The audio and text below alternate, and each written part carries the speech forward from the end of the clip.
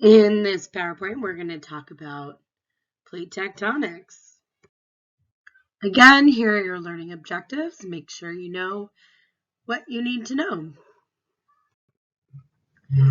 So the structure of the Earth is hopefully something that you know already, but pretty much the Earth is made up of 3 layers. It's the core, the mantle, and the crust. And between those, it's also made up of some other like sub-layers. And so we're going to talk about that a little bit. So in the core, it is super, super hot, and it's made of iron and nickel. And so the inner core is actually solid due to the extreme pressure that it's under, but the outer core is actually a liquid layer. Mantle is also made of iron and some other stuff.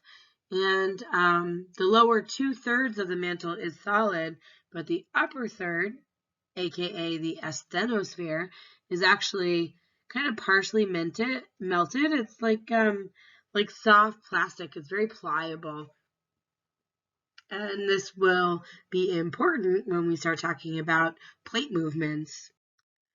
So the crust of the Earth is super, super, super thin. If you imagine an egg, the crust is like an eggshell on the Earth. I mean, it is so thin compared to the rest of the Earth. And it's made up of mostly oxygen in the form of silicon oxides, so silicates, and it just floats right on top of the mantle. And there are 2 types of crust. There's oceanic crust, which is very, very dense, made up of basalt, which is an igneous rock. And there's continental crust, which is a lot thicker, but also lighter, made up of granite, is also an igneous rock.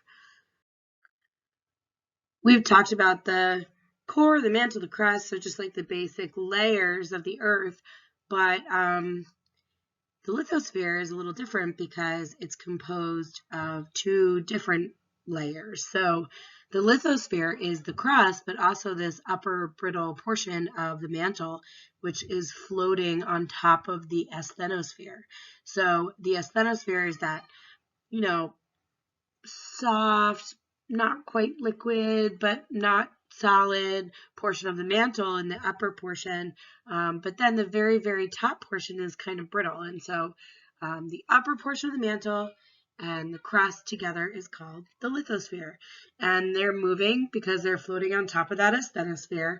And it's broken into large sections called tectonic plates.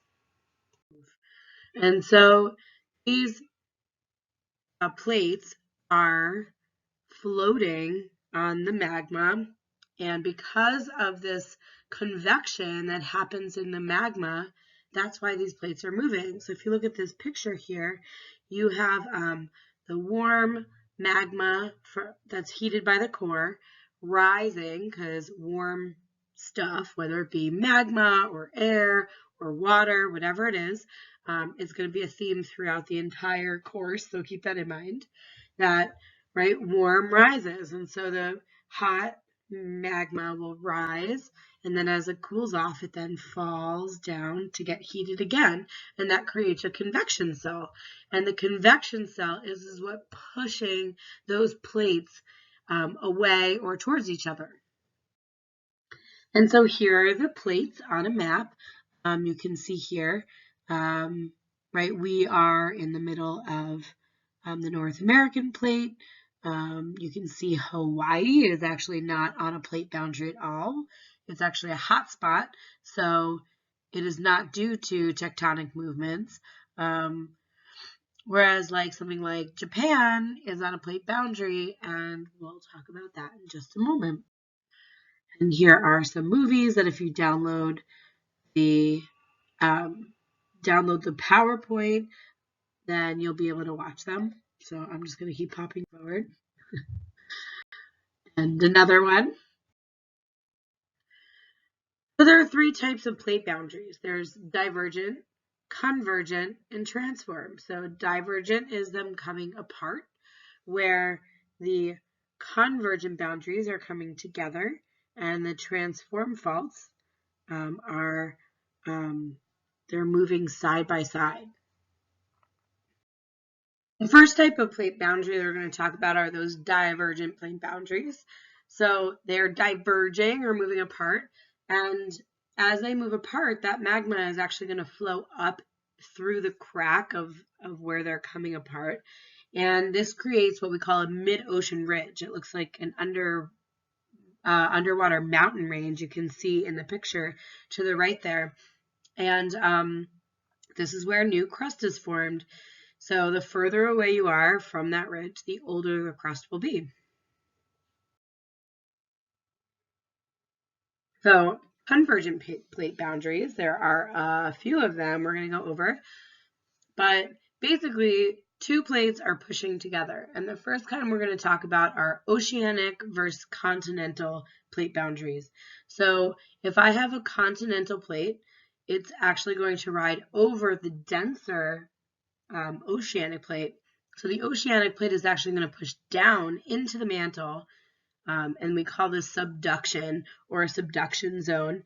And so it also forms a trench where those two plates are coming in contact with each other. And the plate that goes underneath, so the oceanic plate in this case, will actually melt.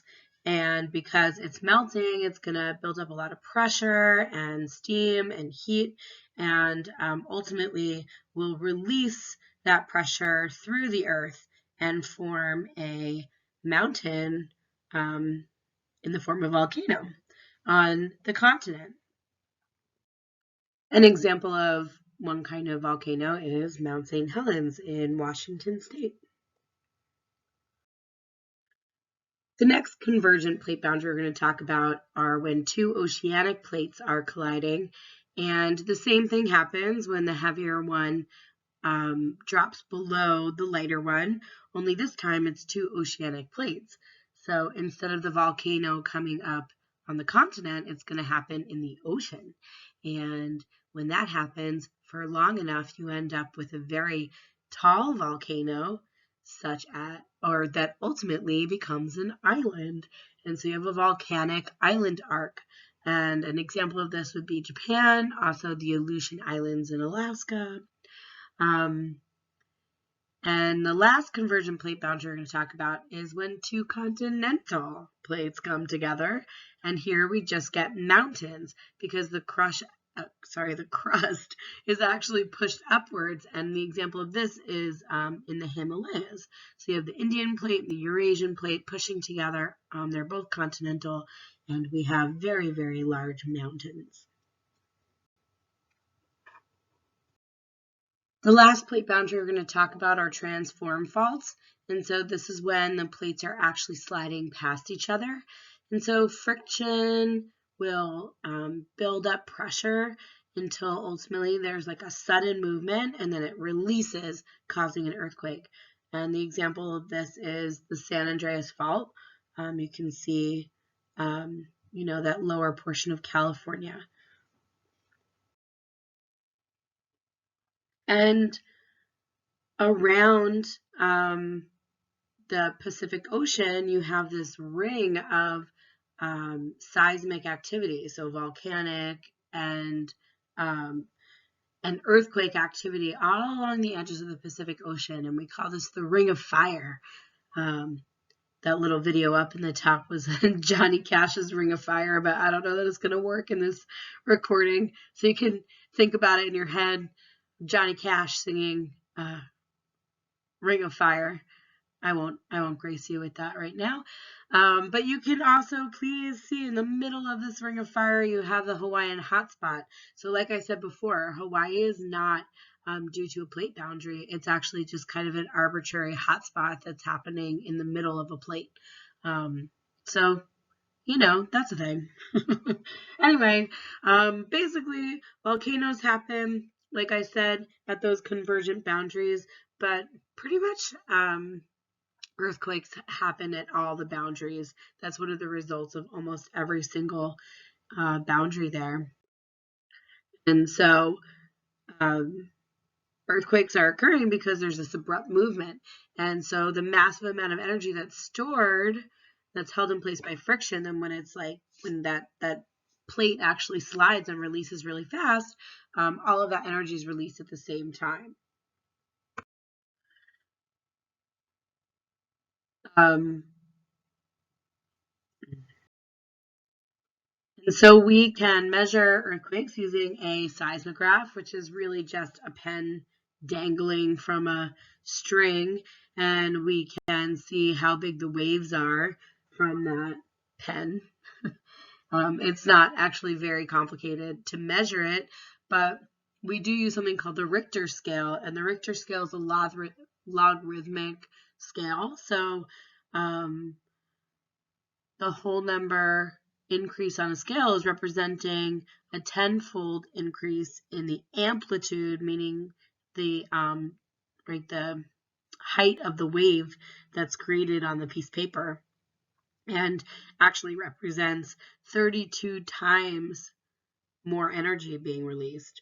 So, for example, if I had a 5.0 and a 6.0, that 6.0 is 32 times stronger than a 5.0, or that seismograph is showing a 10 times larger mark on the paper. And so usually earthquakes are pretty destructive if they're over 6.0 or higher. And so here's the Richter scale if you want to pause it and take a look at it about how strong they are. But like I said, 6.0 and higher, pretty destructive.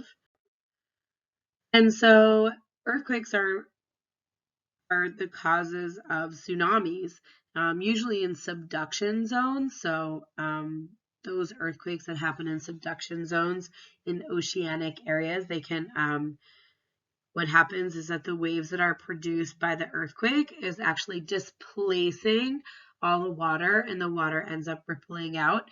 And so some big ones that happened are the Christmas tsunami in Thailand in 2004, and then again there was another tsunami in 2011 in Japan, which actually damaged the Fukushima power plant. So that was a pretty big deal environmentally. Here's a video about tsunamis. Again, if you download the PowerPoint, you'll be able to watch it. And the other seismic activity that we were talking about are volcanoes. And so basically, the majority of them are occurring in subduction zones, and then the others are at hotspots. And just go back to the environmental impacts of volcanoes. We had talked about, natural disasters and disruption and how they cause change in the ecosystem. But basically, volcanoes let off all kinds of gases, so carbon dioxide and sulfur dioxide, and other maybe less fun things like hydrochloric acid. But it introduces a large amount of sulfur dioxide into the air, and it ends up actually decreasing temperatures locally due to the particles in the air.